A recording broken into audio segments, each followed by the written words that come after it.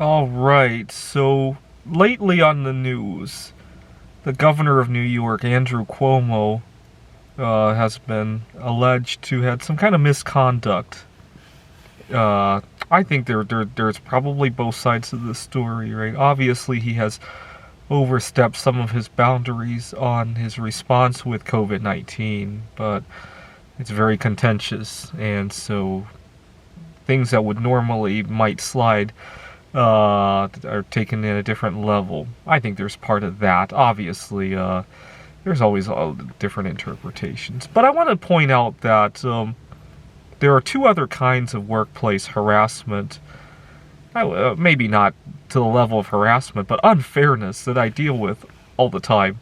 And I see it all the time in other people. And it doesn't make sense when you zoom out from it. If you forget about the people involved in it and you zoom out from 30,000 feet and look at these situations. Now, I'm one of the few of my team members who is single, and I like it that way. I really do. People don't often see it that way, though. I really like being single. To give you an idea, back in March of 2020, when we first went into quarantine, and I had to break up with my girlfriend, I was only sad for like a week, and then, oh my god, I had all this newfound freedom. I wrote a number of computer games, and I went out to view quite a few events in the night sky. That very first week of the quarantine, Mars and Jupiter came into conjunction. I remember going to view that. I think I even made a video when I was doing that. And then we had a lunar eclipse on the 4th of July, if I remember correctly. We had Jupiter and Saturn came pretty close in May. I think May 17 was the closest during that cycle. And then obviously on December 21st. What else did I view? There was another lunar eclipse around Thanksgiving, if I remember correctly. I went out to view that as well. I was in Wallace at that time. And I really liked it. To give you an idea, one of my favorite analogies is if you go watch the South Park episode on the pandemic, I felt like Cartman. I also felt a little bit like Randy because I kind of took advantage of the market situation during the time. I felt a little bit like all of them, actually. I also felt a little bit like some of the others who were, who was that? Butters was very depressed about not being able to go to his favorite place during the pandemic. I felt a little bit of that too. I felt a little bit of all the characters, but especially Cartman. Anyways, the problem is that at the workplace, people don't feel that way for me. You know, as far as I'm concerned, I've married my computer games that I love to write. I've married the night sky. Some of my coworkers have chosen a human to marry, right? That's the way I like to think of it. I don't get that kind of treatment, though. I certainly don't get it on my taxes, right? And I don't get it in a lot of other aspects in life as well. Okay. The problem is that as I was negotiating at my workplace and with an apartment that I wanted to rent, I got two different sets of views that really bothered me because they're very contradictory. See, at the workplace, people think I don't have anything better to do. I'm very disposable, right? If they need an odd hour, you know, I'm the person for it. So I was applying for this apartment in Montana, and when the landlord discovered that I was single, she immediately grilled me on whether or not I would ever bring a guest over to the house. And I told her I would respect whatever policy it is, and she immediately goes on to say that she had a previous tenant who made it a habit to bring a different girl over to the house every other week, and caused a lot of noise, disturbed a lot of neighbors, and she went on to, I didn't even want to listen to it. But that really upset me, not because of the policy. I would respect whatever it was, right? The problem is that at the workplace, people think I don't have a life, and then at the apartment, people think that I'm supposed to bring somebody over every day, right? So in my mind, I'm thinking, pick one, right? How can it be both ways, right? Okay, that's well, you could almost call that a form of discrimination or harassment, right? Now, another big problem of mine is that you might not realize from my videos, but I have high-functioning autism. I've controlled it with my diet. But if I were eating a standard American diet, I would probably be institutionalized easily. Just from my own background, my own history, I've controlled it with my own diet and with supplements, right? I was very concerned whether or not I could get my alpha-lipoic acid during the pandemic. That was one of the few things I actually hoarded. I didn't care so much about the toilet paper. Didn't even care too much about, what was the other stuff? Bottled water, or bleach, or well, I hoarded supplies to make bleach, right? Because that stuff is a lot easier to move around than bleach.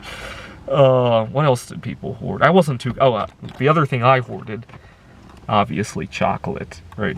But that's my medicine. Now, the thing is that you go to the workplace, and people are very... we're in the 21st century. People know better than to talk about disabilities or religion at the workplace, right? But if part of your disabilities or your religions revolve around what you can and can't eat, oh my God, you could feel free to discriminate and harass all you want, right? Just go to any holiday event or go to any workplace event that involves some food and say no to some food, and people will grill, right? Just take one bite, right? You know, why can't you have it? What religion? You know, what problem do you have? What would happen if you took one bite, right?